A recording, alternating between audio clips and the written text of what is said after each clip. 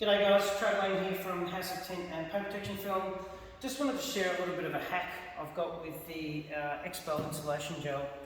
For years I've sort of struggled to get the gel out in an efficient way because with the lid that the gel comes with, the lid has a thread for this tap. So you basically just drill a hole through the lid, which is fine, but to get a little bit of airflow coming through or to get the gel out, you need to sort of drill a couple of holes in here.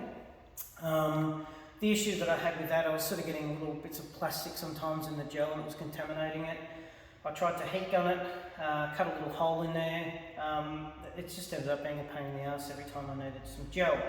So what I thought is I evolved from that and basically just got myself a drum like this. That way the lid was already off, didn't have to contaminate it, so I just got a funnel and filled this up and used the tap from Expel and to get flow out of here. This is probably about 3/4 of the way up, but to get the gel out, you can sort of see that it's sort of, because of the viscosity of it, it's quite thick.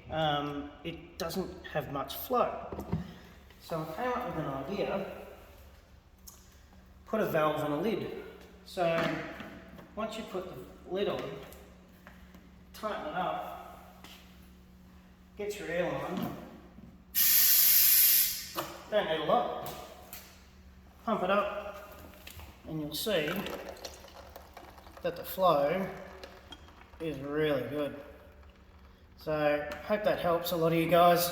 The reason why I didn't put a valve in the Expel is because you'd have to fill up an Expel gel container every time, and yeah, it's just a little bit awkward. So I just thought this would be a lot easier for everyone.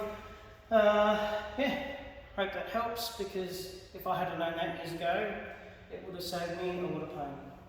Enjoy.